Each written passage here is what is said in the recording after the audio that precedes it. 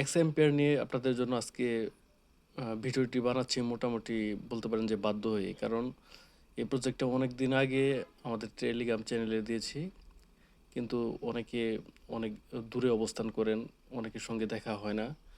তো অনেকে আসলে এর জন্য বুঝতে পারতেছেন না হয়তো যে এটা আসলে কাজটা কিভাবে করতে হবে এবং কিসের উপর ভিত্তি করে আমাদেরকে ইয়ারড্রপ দেবে। তো এটা নিয়ে আর কি ছোট একটা ভিডিও আমি তৈরি করতে যাচ্ছি। আমি 2-3 মিনিটের ভিতরে আর কি এটা শেষ করে দেবো।